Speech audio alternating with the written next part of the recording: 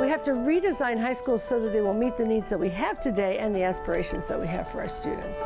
Linda Darling-Hammond knows what it takes to design successful high schools. She's dedicated her career to shaping education policy. Darling-Hammond is the president of the California Board of Education and an author of a report titled Redesigning High Schools. Created by the Learning Policy Institute, it calls for some significant changes to the traditional high school model.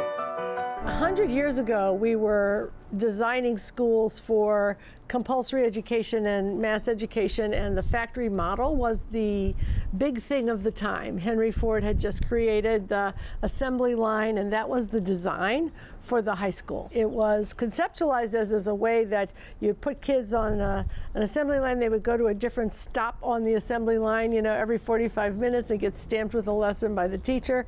Today, what we really are expecting of our schools is that, first of all, there's a strong interest in equity, and we want every student to succeed, so we need to wrap around them with the services that they need. Darling-Hammond and her colleagues say one of the key features of a redesigned school is positive developmental relationships. That means creating more meaningful relationships among students, teachers, and parents. Typically you have, first of all, teams of teachers who share groups of students, so they plan around the curriculum and they plan around the students. There's also an advisory system, so each teacher serves as an advisor to about 15 or 20 kids. They get to function as a family and really come to support each other. Hillsdale High School was one of the traditional comprehensive high schools, but they decided to redesign the school. They broke up into small houses. Instead of randomly going from one class to another, you are in a group of students who stay together, who have an English language arts teacher in common, a math teacher in common, social studies. In these redesigned schools, parents can be involved not only in the traditional ways, but they're involved very explicitly in the education of their child on multiple occasions. Those, in many cases, have home visits at the beginning of the year.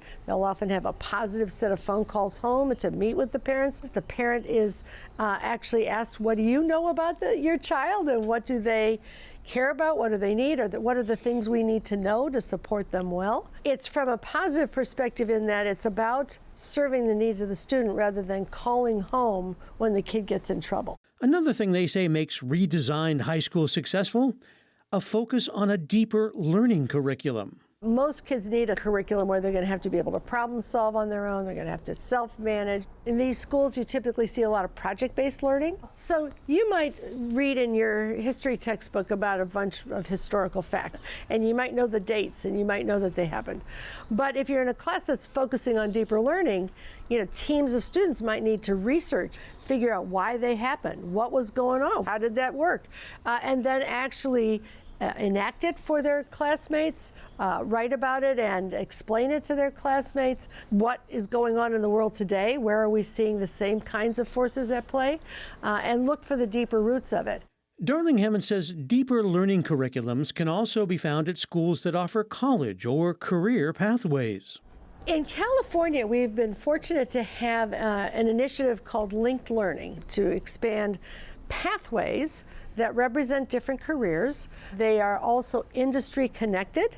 So if you're in the Life Academy in Oakland, it's a biological sciences and health professions academy. You would have internships at nearby hospitals and clinics. You would graduate by putting together a portfolio of your work, demonstrating that you deeply understand the skills that we've talked about. Those allow school to be relational, to be meaningful, to be authentic, to be connected to students' lives and communities. Another key point of the report explores how redesigned high schools should make an effort to create safer, more inclusive environments. A safe environment is one in which kids feel safe to be who they are. So one of the things we see happening now is a lot of schools are bringing in restorative practices. So some schools have set up wellness spaces, which are places where students can take a breath.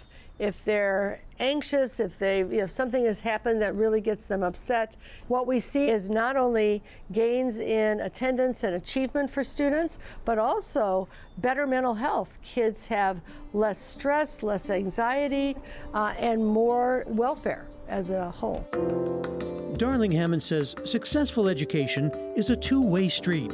that builds upon students' experiences, cultures, backgrounds, and aspirations. We have a lot of redesigned high schools that have been extraordinarily successful. It makes a big difference in whether kids can connect what they know to the curriculum, which is how we all learn, and then also whether they're engaged and want to come to school each day.